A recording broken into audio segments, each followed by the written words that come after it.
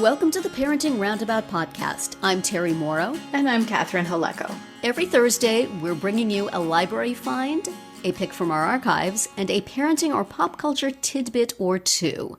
Let's start with Catherine's Library Find of the Week. So this week's find is another nonfiction title that I feel like you would probably enjoy. It is called All the Beauty in the World, the Metropolitan Museum of Art and Me, and it is by Patrick Bringley, who was a guard at the museum. And See, that's what they need to do on Only Murders in the Building. They need to have a whole thing that's themed on something having to do with the guard at the Metropolitan Museum of Art. And we would learn all sorts of things about art instead of movies. Yes. So it's about somebody who works at the library, and we could go into the librry. Come on, you guys. Yay. Yeah, so it's just sort of it's kind of a memoir and also just a meditation on, the works of art and also the people who show up at the Met. And I have not read it, but it's nice looking. He doesn't have a little garret there, does he, that he just lives there? No, but one of my favorite books ever is from the Mixed Up Files of Mrs. Basil Frank Weiler, where they, when I was a kid, a young brother and sister sneak into the Met and live there for a few days, and it's so much fun. Mm-hmm. So this maybe has a little bit of that spirit. I don't know. I haven't read it, but it definitely caught my eye as something that would be really fun to check out. Now, is this a children's book or an adult's book? No, this is an adult's book. It's a memoir or of sorts. Yes.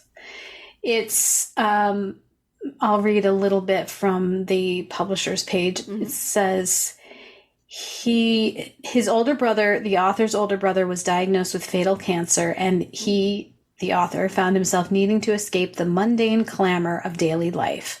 So he sought solace in the most beautiful place he knew, which is the museum. Yeah. It became his home away from home for a decade. So he marvels at the works. He finds his voice and his tribe among the artworks, the creators, and the guards. I really want to believe that he set up a little cot in the cloakroom and just lived there. Do places still have coat rooms? Well, they definitely have one at the Met, at least the last time I was there, because they want you to check your big, bulky bags and things. Yeah. So you'd have a little, hang up a little sheet, put a little bed. Nobody would ever know. Well, the way they did it in the book was to hide in the restroom. Oh. Remember the kids? That might have been a more genteel time. I don't think I'd want to hide in a restroom now. Well, and they had to figure out how to hide, crouch on top of the toilet so that their feet wouldn't be seen. Did they do that gymnastics move that Sophia did from A Gentleman in Moscow? I love everything about that, but we needed a backstory of her excelling in gymnastics as well as whatever instrument she played. Right.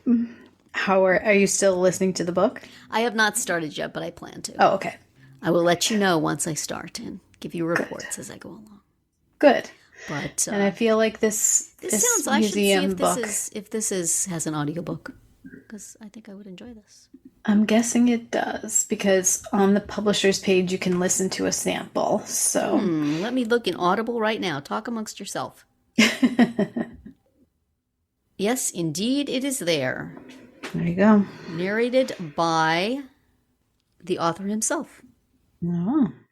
Which may or may not be a good thing. Buy for 1 credit. There I go. All right. So, well, now you'll report back on I will report back that on book both that how I found. like the book and how he reads. Okay. Is he like, off in some unused hallway of the museum doing this reading? Or is he still working there? Sort of sounds like he isn't working there anymore. So yeah, he could just be walking around looking like he's giving a tour and in fact narrating his book. Right. all sorts of fun. I'm currently partway through a book by Dave Barry, a writer I have liked very much in the past, but more for his columns than for his books. Right. I'm reading a book of his, and it's one of those books that if I was reading it in a paper version, I would be flipping to the end to see how things went before I read, because people are in peril, and I know it's going to be okay, but I just want to check, is it okay? Right. And you can't do that on an audiobook. But I did see that they have it in the large print section at the library. So I think I may just go check it out and have it by my side as I listen to it. And then go, oh, it's going to be okay. It's a terrible, terrible habit, and you may all condemn me in your head. I can hear you all going, no, you don't skip ahead. You never skip ahead. I totally skip ahead. I look at the end and say, okay. Well, you don't want to commit that time if it's going to end up ticking you off, right? Yes. If that character you like is going to get killed at the end and then you're going to be mad or sad or unsettled, who wants to spend those hours? You know, I want to know. Just want a general idea. Yeah, there was one book that I listened to a few months ago that the ending made me so outraged that if I had known, I certainly would not have read the book at all. Yes. I would have. So you got to cheat. Thrown it out a window because it made me so mad. Ugh. Yeah. I mean, when you're young and your brain is a sponge absorbing everything that comes at it, then put in the work, read the whole thing. When you're old and your brain is pretty full, you want to be selective. Is this worth my time and emotion? Yeah.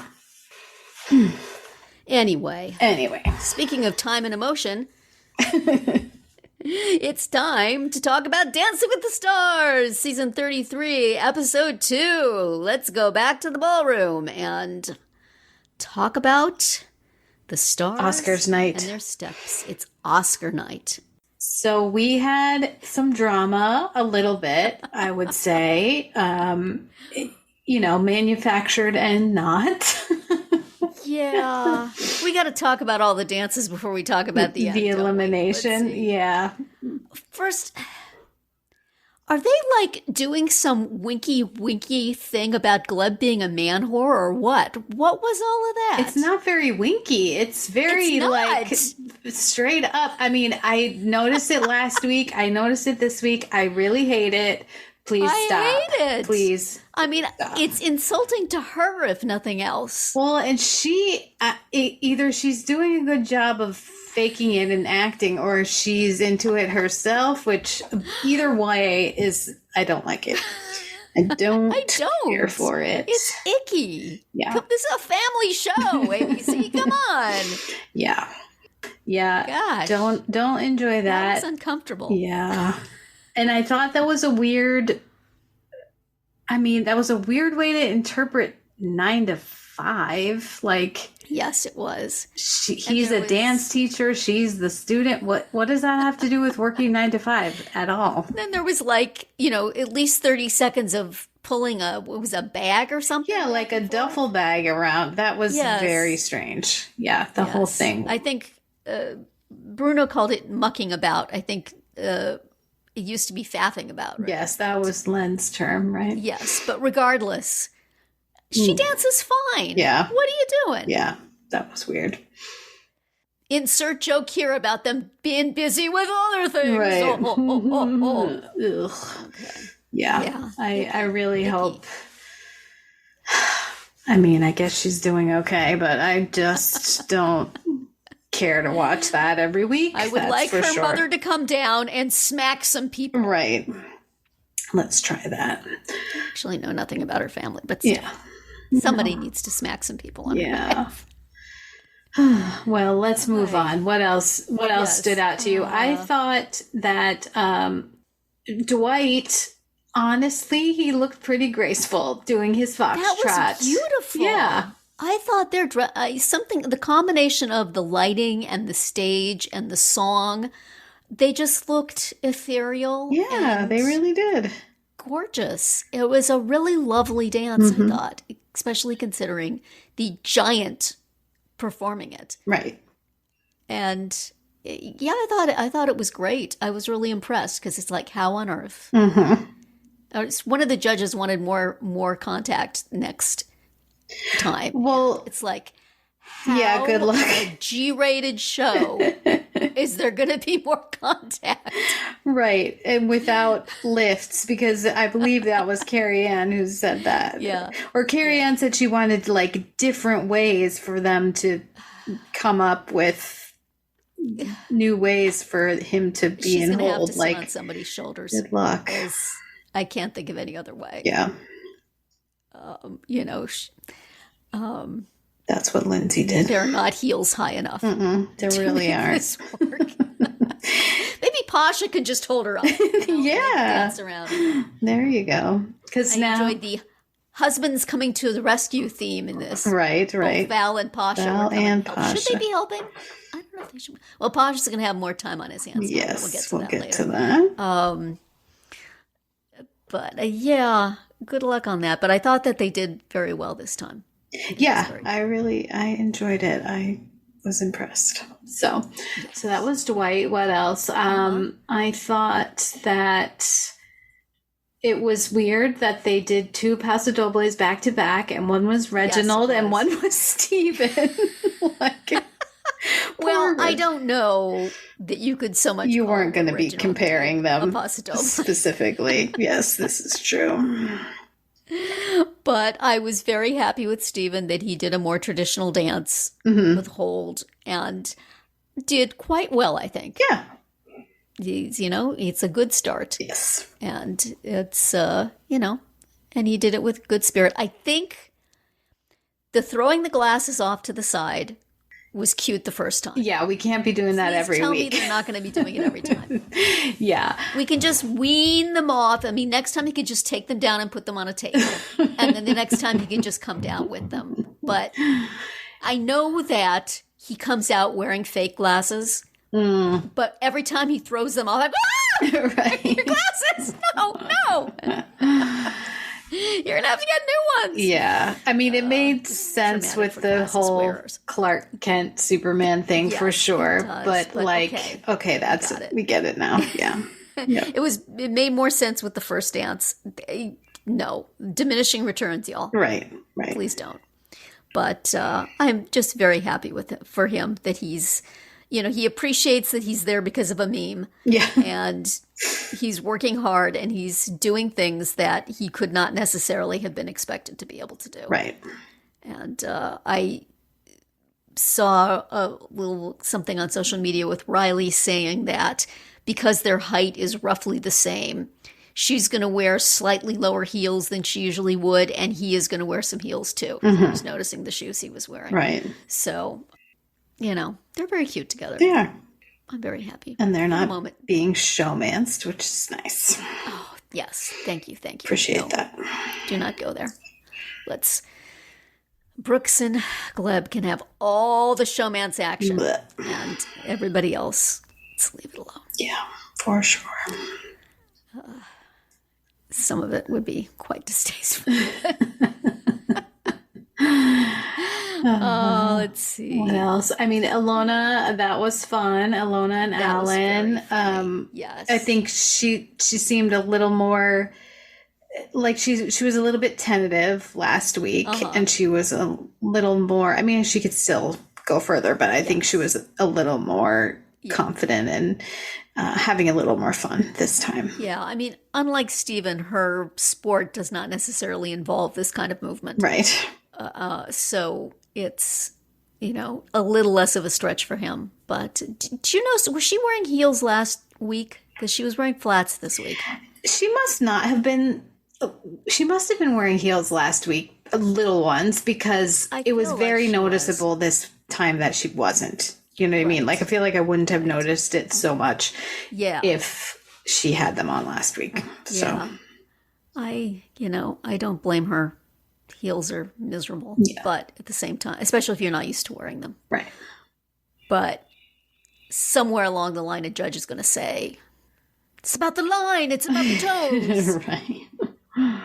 Well, maybe just when she's not doing, I don't know, when she's doing a different kind of dance, maybe she'll. I'm happy that they went there and had her do the lifts with lifting Alan. Yeah. And those things. That was adorable. That was fun. Once. Yeah. Yep. So you As would with not. the glasses, let's not be doing this Right. every week. Not every time. Mm-hmm. I fear that somebody might think that's a good idea. Right.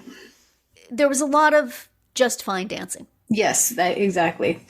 I have the word fine a few times in my notes. Yes. Sasha and Jen got totally bleeped by the going first curse because their dance was just as fine as people who were getting 7s and 8s. Right. And way better than a lot of people who got the same scores that they did.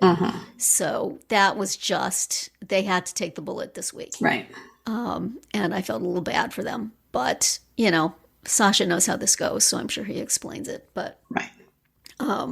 You know, other than a few marked exceptions, it was very enjoyable. Everybody did fine. Yeah.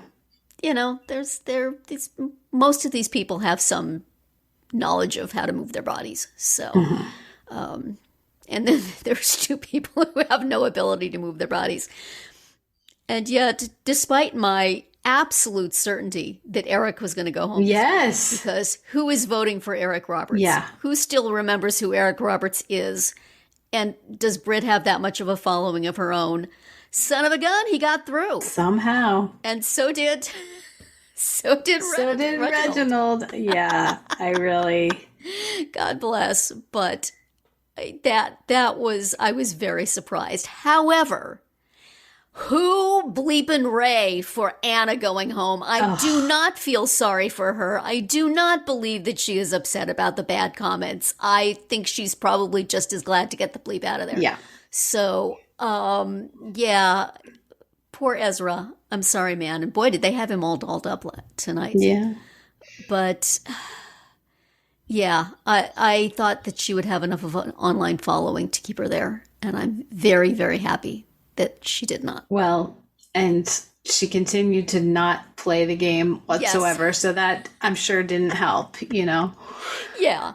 Yeah. What are you going to take from this? Nothing. Julianne's like, well, there you have it.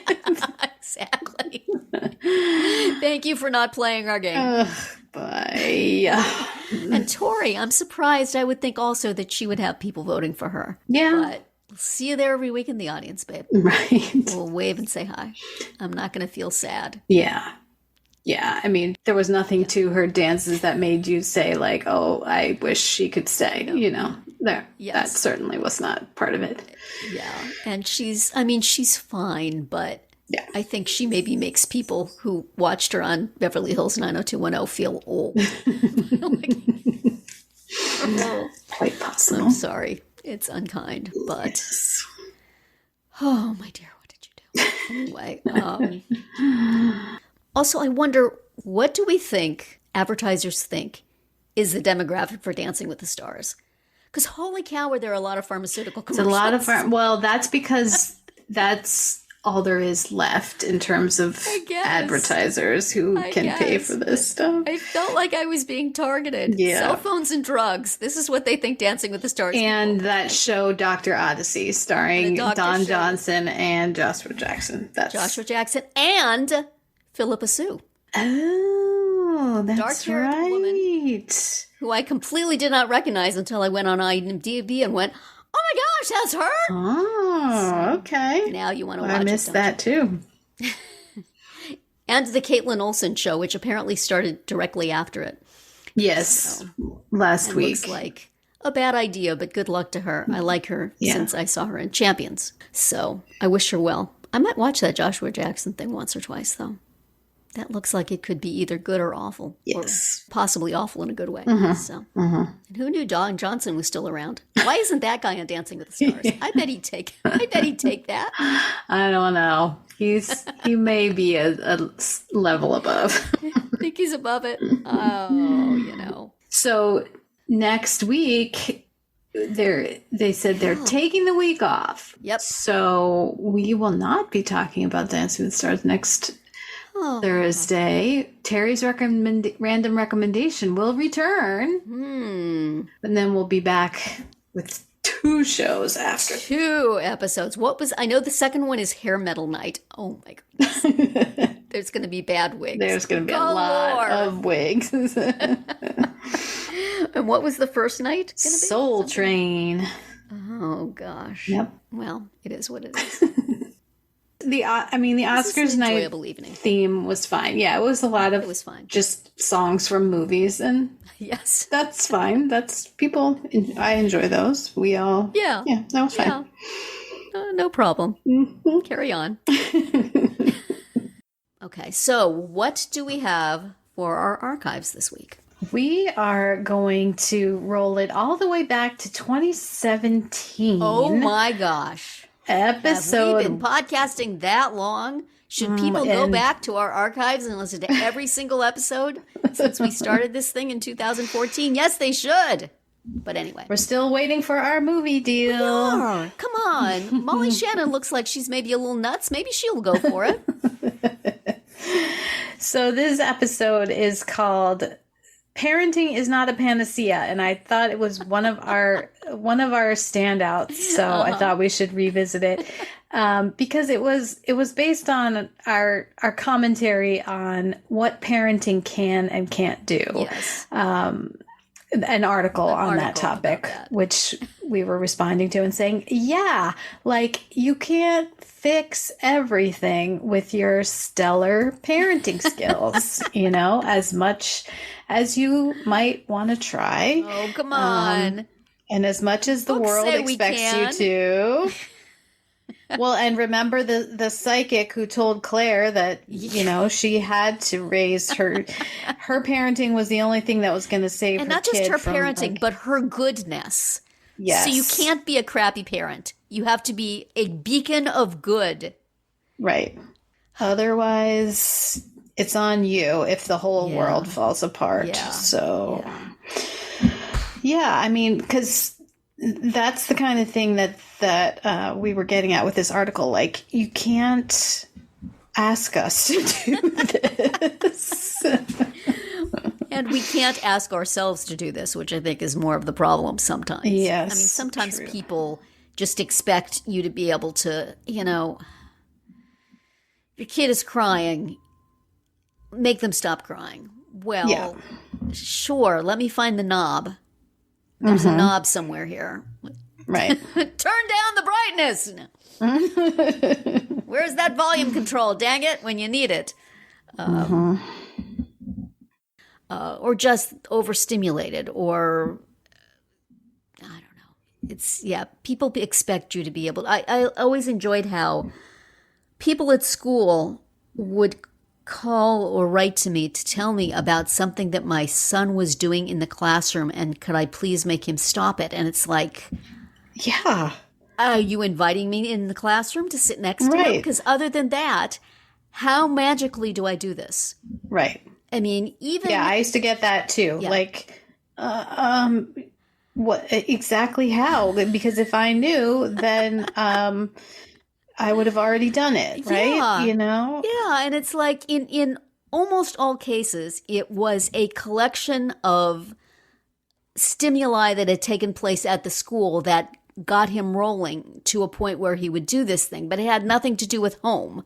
It was a long bus ride, and then it was sitting in the gym on the floor waiting for your teacher to come and get you, and then it was sitting in a desk that felt uncomfortable, and it was a boring lesson, and it was cars driving by the window outside, and it would be, could you please tell him to pay attention? And I'm like, well, let's reel this back, shall we? Mm-hmm, I know when sadly lockdowns became a thing. Yeah. And it was, could you please tell him to sit still during the lockdown? And I'm like, he is neurologically incapable of sitting still during the lockdown. I am very sorry. I understand that this is a terrible and important thing, but you can't. Blind kid, would you see just for this little bit when it's necessary? It's just not. It's just not a thing that can happen. I don't know what to tell you. I agree it's a problem, but I can't solve it. Mm-mm. It's just people expecting things is a thing. And then parents expecting it of themselves and feeling bad is a thing. Right. And it doesn't stop. I still think it sometimes. Yeah, of course. Except now they'll just tell me to cut it out. But I don't know. I think back now on things that I didn't do and said, if I had done that, then none of this would happen. Everything would be so much better. That way lies madness. It does. You know that, right? Yes. And doesn't mean you can stop. I think of things I did with my daughter, and I will tell her from time to time, if I had done things differently, maybe things would have worked out better. And she's like, I am happy. I have a good life. Stop it. Right. So I'm like, yes, but. Well, yeah, because also part of it is like, if we have to take the blame for the bad stuff, can we please get credit for the good stuff? But it could have been better. See, it could have been even better. Right. If I had just done that one thing. If she was playing a different instrument, maybe she would have been, first chair instead of just in the organ. Yes, that way lies madness. And yet, that way has a strong appeal. Yes. It's the mom equivalent of jumping into the lagoon and swimming down to the dead bodies and trying to see what we can do. But, a reference to our episode on Lost, which was 2 days ago. Go back and listen to it. I'm not just weirdly thinking about jumping into the water and looking at dead bodies. You're not. This isn't only in Murders in the Building. There hasn't been something to investigate. Right. I don't know. But it's just, do you think that parents a long time ago, before this hyper focus on parenting that has certainly been around since we've been parents, and probably when our parents were parents starting up, in the olden days, did parents think about it this much? No, I don't think so. I mean, I think my mom thought about it. So I think as of the 50s and 60s, when you started to get the baby boom generation and parents who had put off, just family became a big deal and childhood became a big deal. I think that's when it started. But there must have been a time when it's like, where you blame the kid for screwing up instead of differently. Right. And other people, strangers, blamed the kid for screwing up and not the parents. Where's his mom? Yeah. Right. Why didn't she stop this? Why didn't she tell him what to do? The parents. Where are the parents? Yeah. And I know that those times before this were difficult in other ways and we're probably so much better off. But at the same time, we could use a break. I feel a certain nostalgia. Yes. When it was just every person for their own. Yeah. For sure. Yeah. It's tough. Well, it's that whole thing of, parenting it's just more of an identity and more of a project than it ever. Certainly if your Instagram account is about you being a parent, you can't escape it. But even if you just read stuff, it gets into your subconscious that by the force of my will, I can make everything perfect. And if it's not perfect, it's because of me. Can we blame it on Dr. Spock? Because I think many have. Yes. Isn't he the one who said, like, you are the expert on your child, which thanks, but also crap. Well, I have been known to say that. Because right. Well, and it's not that I don't of that because of all the people, you are the most expert. Everybody else knows a piece and you know everything. But just like doctors will say, hey, we can't cure everything. And, maybe some of them eat themselves up over it, but some of them are like, well, we need to be like Jack's dad. Jack, exactly. On Lost. No, I think it makes sense. And I think it does, support parents in certain ways, but doesn't it also add a layer of responsibility that there wasn't before? It does. And I don't know what to do about that. Because it's like you're obviously not an expert in, or you can understand something without being able to do something about it. Yeah. That's the thing is, yes, you're an expert. I know why my son was acting those ways at school. Right. But it was not in my purview to do anything about it. Right. And yet I was surely blamed for not. You were asked why doesn't to she do that. Make him know how important this is? It's like, you have an IEP. You know this kid cannot do it. I'll see what I can do about getting my magic license, and I'll bop him on the head and he'll come to you in a trance. But other than that, so, yeah. Well, and it's also hard. Just like, I'm not physically there. Yes, I mean, how do you, you feel like my kid came home and they were in a bad mood. Can you please not make them in a bad mood? Right. Don't send them home that way. my son wouldn't eat his peas last night. Could you please talk to him about the importance of eating vegetables? Thank you. Right. Yeah. You take care of your territory and I take care of mine. But then, of course, if they take care of their territory in a way I don't like, they're absolutely going to hear about it. So you're going to be hear from me. So, yeah, it's a mess.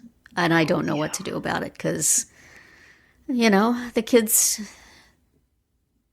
need us to be experts, but we also need to be expert on when to not be or acknowledge their expertise in themselves, that it's not, the parent is not the number one expert, the kid is the number one expert. Though oftentimes they also misuse their expertise in annoying ways. It's tough. It's tough out there. Parenting, ladies and gentlemen. It's hard. But yes, we can't make everything right as much as we might like to. Right. In the short term of getting the kid to shut up in the restaurant, and in the long term of happy life and everything going well. Right. We can't do it.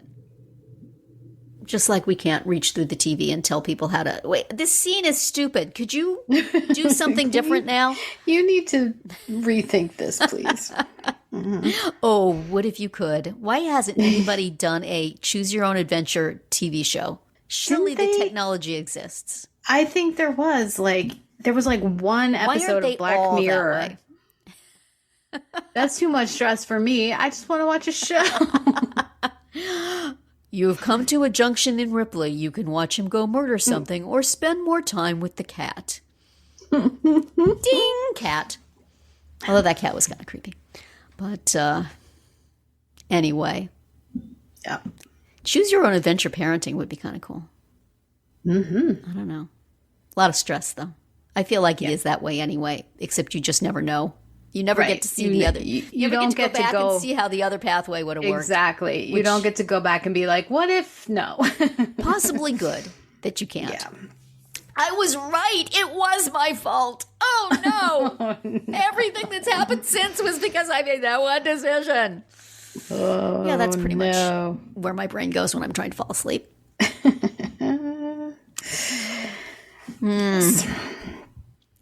Well, go back and listen to that, listeners.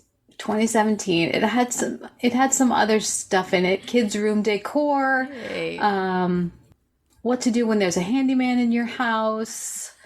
The previous iteration of Too Old for Cool, Terry's Substack. Oh, yeah. It was once a Tumblr, which was discussed in this episode. So there's a lot there. Yes. Give it a try. There you go. And then come over, follow me on Substack.